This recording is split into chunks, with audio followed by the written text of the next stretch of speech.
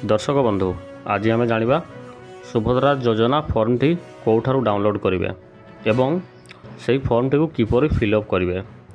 तो आउ डेरी नक चलतु भिडियोटी को आरंभ करवा। तो बर्तमान फॉर्म टी फिलअप करवा। ये देखिपे भाग क आवेदनकारी सविशेष बरणी संपूर्ण नाम 1 नंबर पॉइंट संपूर्ण नाम आधार अनुसार आपणकर आधार कार्ड जो नाटी अच्छी से ना फिलअप करदे।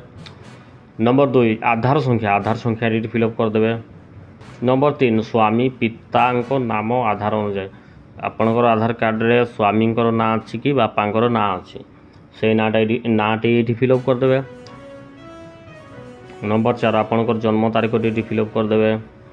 5 वर्ग ये देखो साधारण वर्ग अनुसूचित जाति वर्ग अनुसूचित जनजाति ये फिलअप करते आप कौ कैटेगरी लोक अच्छा फिलअप करदे। 6 नंबर पॉइंट शारीरिक भिन्नक्षम जदि आपण विकलांग था कि हैंडिकैप से हाँ ना ना। आधार संयुक्त मोबाइल नंबर ये आपणकर आधार कार्ड जो मोबाइल नंबर लिंक अच्छी से मोबाइल नंबर टी फिलअप करदे। 8 नंबर पॉइंट हूँ विकल्प मोबाइल नंबर। विकल्प मोबाइल नंबर टी हूँ आपणकर बापांकर कि स्वामींकर बा आपणकर भाईंकर रिलेटिव मोबाइल नंबर टी फिलअप करदे। 9 नंबर पॉइंट हूँ जिला आपड़ कौ जिलूर आवेदन कर जिलार नाटी देवे। और ये देखो 10 नंबर पॉइंट 11 नंबर पॉइंट दुईटी पॉइंट हूँ गोटे पॉइंट माने गोटे ईर तो से देखो ये ग्रामांचल निमंते एक हूँ सहरांचल निमंते जदि आप ग्राम अच्छा ग्राम फिलअप करदे और सहर अच्छा सहर डिटेल्स फिलअप करदे। 12 नंबर हूँ आधार सक्षम संजय खाता थिबा बैंक नाम आपणकर आधार टी को बैंक रे लिंक अच्छी से बैंक नाम टी देवे। तो सांग मैंने बर्तमान क फॉर्म टी आमर हो गला कंप्लीट। बर्तमान आसवा ख नंबर फॉर्म को देखो। ख नंबर फॉर्म टी देखो मु ओडिशार बासिंदा अटे टिक मार्क देवे। 1 जुलाई 2024 सुधा मोर बयस 21 किंबा ताठू अधिक और 60 वर्ष कम अटे। जदि आपणकर बयस 2024 सुधा 1 जुलाई 2024 सुधा 21 वर्ष होई थाए किंबा 60 वर्ष रु कम थिबो ताहले एठी आपण टिक मार्क देवे।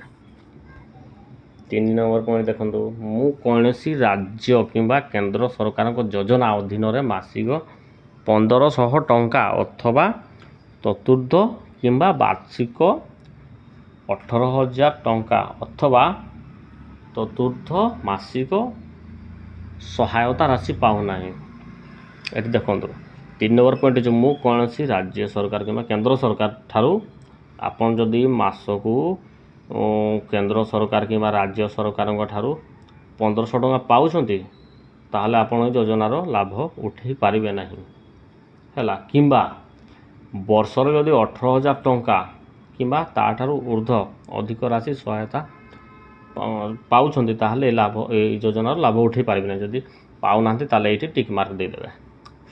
4 नंबर पॉइंट मो किंबा मो परिवार कौन सदस्य वर्तमान किंबा पूर्वतन सांसद एमएलए नुहंती हैला। जदि आपणकर परिवार रे आगरू किए एमएलए एमपी थिले किंबा वर्तमान किए एमएलए एमपी अछंती ताहले आपण ए योजनार लाभ उठे पारिबे नहीं। जदि नाहांती ताहले एठी टिक मार्क टी देबे। टिक मार्क कर देबे हैला। मु किंबा मो परिवार कौन सदस्य आयकर दाता नुहंती। हाँ जदि आपणकर आपण किंबा आपणकर परिवार रे कौन सदस्य टैक्स पेयर अछंती बा आयकर जो टैक्स पेमेंट करूछंती जदि पेमेंट करूछंती जदि ताहले आपण ए योजनार लाभ उठे पारिबे नै। जदि आपण माने किंबा आपणकर परिवार रे केही टैक्स पेयर करनांती ताहले आपण योजनार लाभ उठे पारिबे। एठी टिक मार्क देबे। मु किंबा मो परिवार कौन सदस्य कौन सहरांचल स्थानीय संस्था किंबा पंचायत राज अनुष्ठान जन निर्वाचित जनप्रतिनिधि नुहंती। ये देखो जदि हाँ वार्ड मेंबर काउंसिलर देखो यही योजना रे वार्ड मेंबर एवं काउंसिलर माने अप्लाई करि पारिबे होला। मु किंबा मो परिवार कौन सदस्य भारत सरकार किंबा राज्य सरकार को कौन अंडरटेकिंग अथवा बोर्ड अथवा स्थानीय संस्था अनुसार विभाग नियमित किंबा स्थायी ସ୍ଥାୟୀ ନିଯୁକ୍ତି କର୍ମଚାରୀ ବିଭାଗରେ ନିଯୁକ୍ତ ନୁହନ୍ତି ଅଥବା ଅବସର ପରେ ପେନ୍ସନ୍ ପାଉନାହାନ୍ତି। ଯଦି ଆପଣ କୌଣସି ପଞ୍ଚାୟତ ଅଣ୍ଡରରେ ଥାଆନ୍ତି କିମ୍ବା କୌଣସି ଗଭର୍ଣ୍ଣମେଣ୍ଟ ସରକାରୀ ଚାକିରି ଅଣ୍ଡରରେ ଥାଆନ୍ତି, ସ୍ଥାୟୀ ନିଯୁକ୍ତି ବା ଏମିତି ଟେମ୍ପୋରାରୀ ନିଯୁକ୍ତି ହିସାବରେ ଥାଆନ୍ତି ହେଲା, କିମ୍ବା ଆପଣ ରିଟାୟାର୍ଡ଼ ହୋଇସାରିଛନ୍ତି ଏବଂ ପେନ୍ସନ୍ ପାଉଛନ୍ତି, ତାହେଲେ ଆପଣ এই ଯୋଜନାର ଲାଭ ଉଠାଇ ପାରିବେ ନାହିଁ।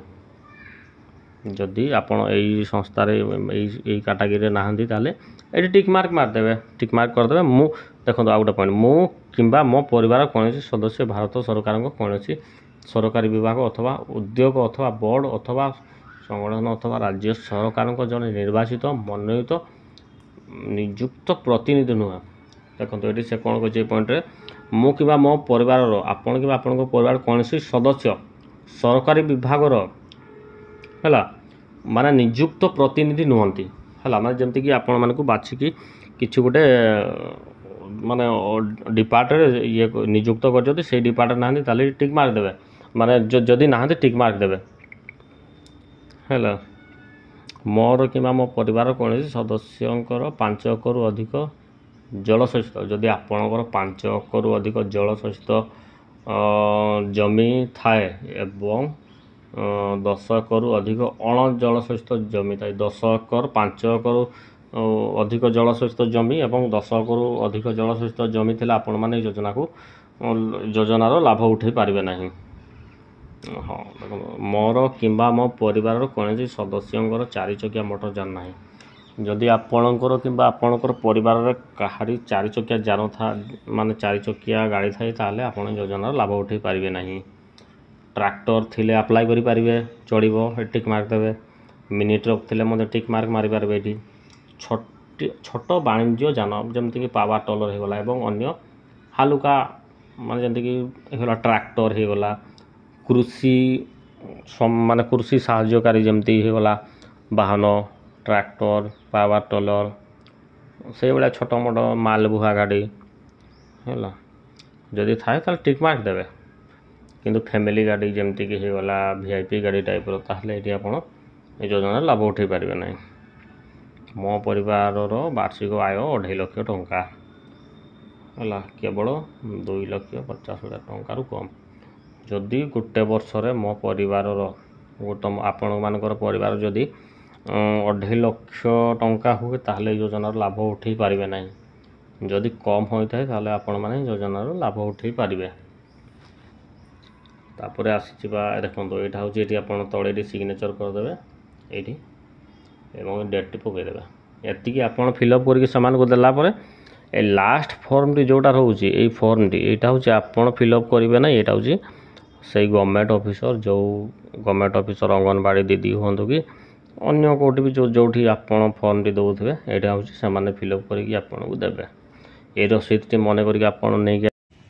ତ ଦର୍ଶକ ବନ୍ଧୁ, ଫର୍ମଟି କିପରି ଫିଲ୍ଅପ୍ କରାଯିବ ତାହା ତ ଆପଣମାନେ ଜାଣିଲେ, କିନ୍ତୁ ମୁଁ ଏଠି ଆଉ ଗୋଟେ କଥା କହି ରଖିବାକୁ ଚାହେଁ। ଏହି ଫର୍ମଟି ବର୍ତ୍ତମାନ ସୁଦ୍ଧା ଅଫିସିଆଲି ଡିକ୍ଲେୟାର ହୋଇନାହିଁ। ଯଦି ଅଫିସିଆଲି ଡିକ୍ଲେୟାର ହୁଏ ତେବେ ଆପଣମାନେ ଏହି ପ୍ରୋସେସ୍ ମାଧ୍ୟମରେ ଫର୍ମଟିକୁ ଆପ୍ଲାଏ କରିପାରିବେ।